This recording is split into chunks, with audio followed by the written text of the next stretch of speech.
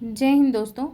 आज हम छत्तीसगढ़ इतिहास से हम पार्ट 2 देखेंगे, जो कि है मौर्य और वकाटक और गुप्त काल से कुछ एमसीक्यूज करेंगे आज।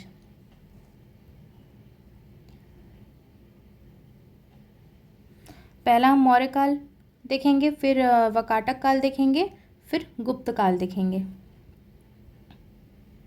तो हमारा पहला क्वेश्चन है, छत्तीसगढ़ में मौर्यकालीन आहत जो मुद्राएं हैं, जो पंच मार्क्ड कॉइन जिसे कहा जाता है, वो प्रमुख रूप से किस स्थानों से प्राप्त हुई है?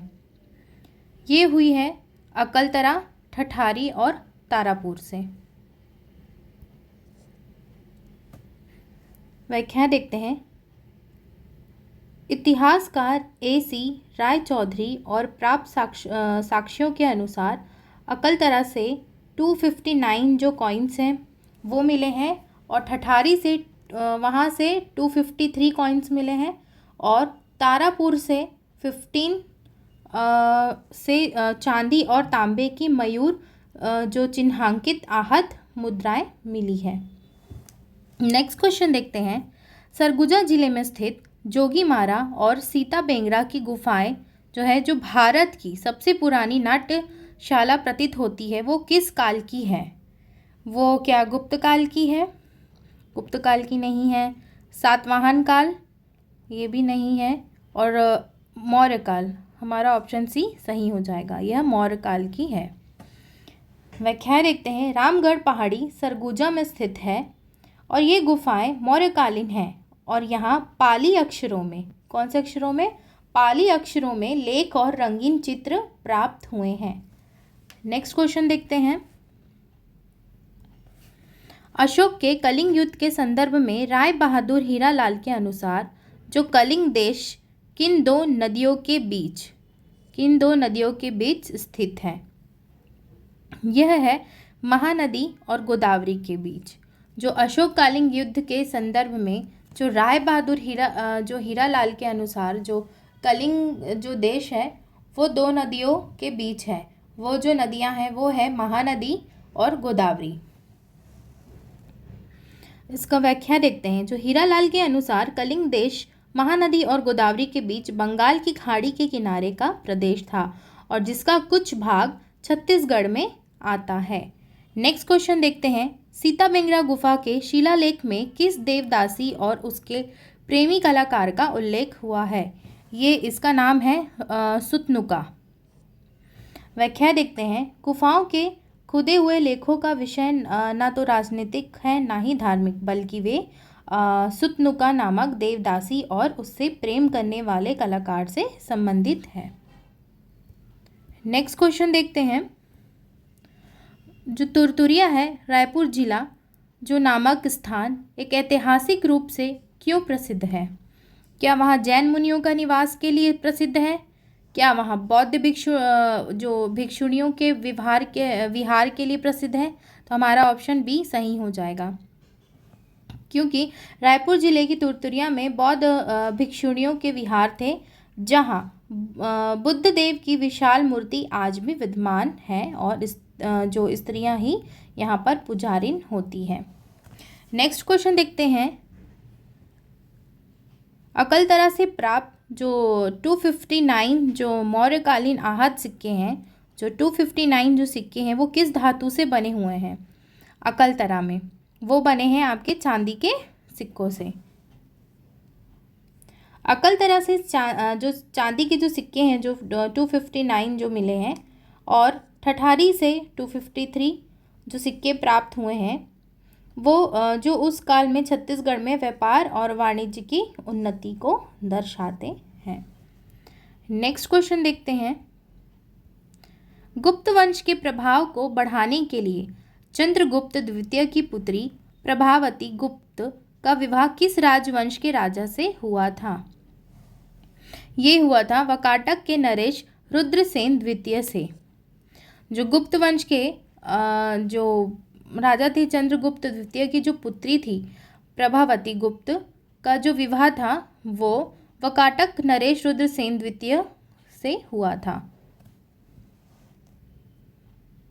इसका व्याख्या देखते हैं। इस विवाह के कारण वकाटकों पर गुप्तों का प्रभाव बढ़ गया और वे एक प्रकार से गुप्तों के अधीन हो गए थे।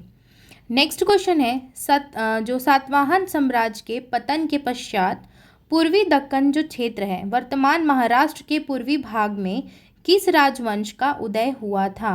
ये हुआ था वकाटक वंश का।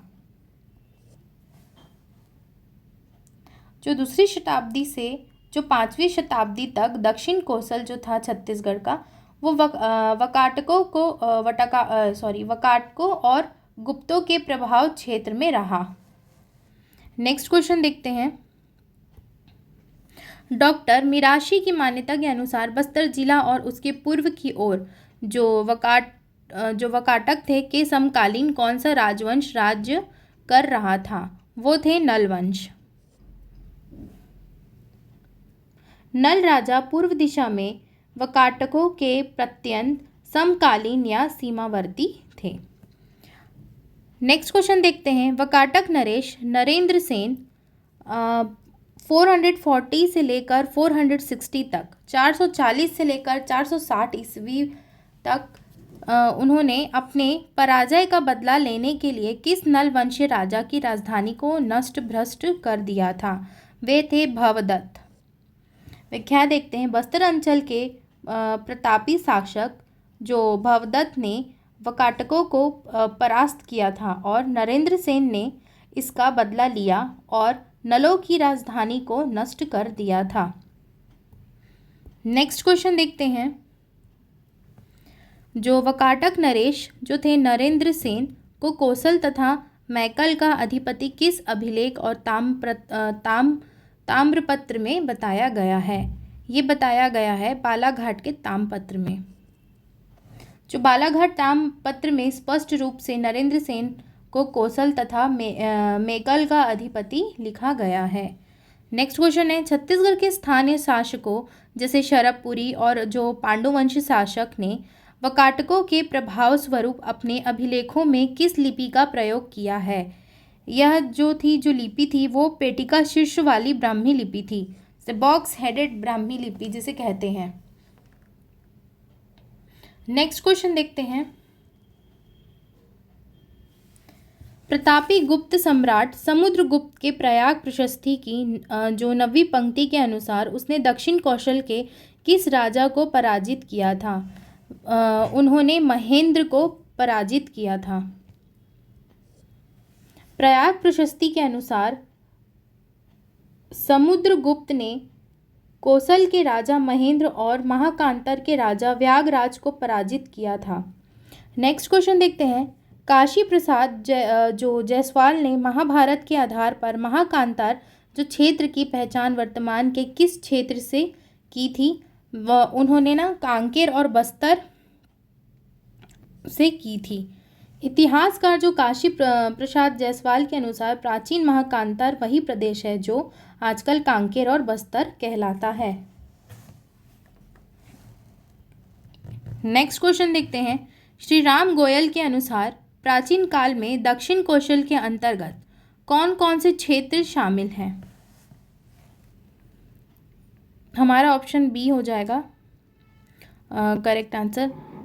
रायपुर, बिलासपुर, दुर्ग और उड़ीसा का संबलपुर जो जिला है वह है प्राचीन काल में दक्षिण कौशल के अंतर्गत ये सब क्षेत्र आते थे। जो दक्षिण कौशल का तात्पर्य एक विस्तृत क्षेत्र से था जिसमें मध्य प्रदेश अब छत्तीसगढ़ से प्रमुख जिले और उड़ीसा का संबलपुर व गंजम का कुछ भाग शामिल था। फिर नेक्स्ट क्वेश्चन देखते हैं। समुद्रगुप्त द्वारा दक्षिणापथ के नरेशों को पकड़ने और फिर उन पर अनुग्रह करके छोड़ देने की जो नीति को क्या कहा गया है? उन्हें कहा गया है ग्रहण, मोक्ष और अनुग्रह। प्रयाग प्रशस्ति में इस नीति का जो उल्लेख है जिसके फलस्वरूप समुद्रगुप्त के प्रताप और समृद्धि में महान वृद्धि हुई। नेक्स्ट क्वेश्चन देखते हैं। भारतीय इतिहास में किस काल को सुख, समृद्धि, कला और संस्कृति की सर्वतोमुखी उन्नति के कारण स्वर्ण युग जो गोल्डन एज कहा जाता है? उसे कहा जाता है गुप्त काल को। जो भारतीय इतिहास में जो काल है, जो समृद्धि, कला और संस्कृति की सर्वतोमुखी उन्नति है, उसे गोल्डन एज कहा गया है, गुप्त काल को। फिर नेक्स्ट क्वेश्चन है, डॉक्टर श्याम कुमार पांडे के अनुसार कलिंग युद्ध के समय अशोक के प्रति छत्तीसगढ़ कौशल का क्या दृष्टिकोण था? हमारा ऑप्शन सी सही हो जाएगा। कौशल ने अशोक के प्रति मित्रता प्रदर्शित की और कलिंग से नहीं लड़ा। हम नेक्स्ट क्वेश्चन देखते हैं। एक्चुअली ये कुछ सारणी है। प्राचीन छत्तीसगढ़ में राजवंशों का कुछ प्रभाव था। देखते हैं। जो मौर्य साम्राज्य था, उनका जो प्रमुख साक्ष्य था वो था आहत मुद्राएं जो थी, वो कौन कौन सी थी? वह चांदी और तांबा की, चांदी और तांबा। और जो प्रमुख स्थान था वो था अकलतरा, ठठारी, तारापुर, रामगढ़ और सीताबेंगरा गुफा और तुरतुरिया। और इनकी जो ऐतिहासिक घटना है जो मौर्य साम्राज्य की, वो है कलिंग युद्ध का प्रभाव और व्यापार वाणिज्य में भारी उन्नति थी। वहीं पर जो वकाटक जो वंश था, उसके जो प्रमुख शासक थे वो थे रुद्रसेन द्वितीय, प्रवरसेन, नरेंद्र सेन। और इनका जो संघर्ष था वो था बस्तर के नलवंश शासकों को भवदत्त के साथ। और इनकी जो सांस्कृतिक प्रभाव थी वो थी स्थानीय शासकों द्वारा पेटिका शीर्ष और शासकों और फिर ये ब्राह्मी लिपि, ब्राह्मी मतलब बॉक्स हेडेड ब्राह्मी लिपि का ये प्रयोग करते थे वकाटक वंश। फिर आते हैं गुप्त साम्राज्य में। जो गुप्त साम्राज्य के प्रमुख शासक थे समुद्रगुप्त और चंद्रगुप्त द्वितीय। इनका जो अभियान हुआ था वो था दक्षिण पथ विजय और ग्रहण मोक्ष अनुग्रह नीति थी, और महेंद्र कौशल और व्यागराज महाकांतर की पराजय। इनकी जो विशेषता थी वो थी स्वर्ण युग, और वकाटकों के साथ वैवाहिक जो संबंध थे वो प्रभावती गुप्त के साथ हुई थी। अब हम नेक्स्ट पार्ट देखेंगे, इसका पार्ट 3, ये पार्ट 2 था।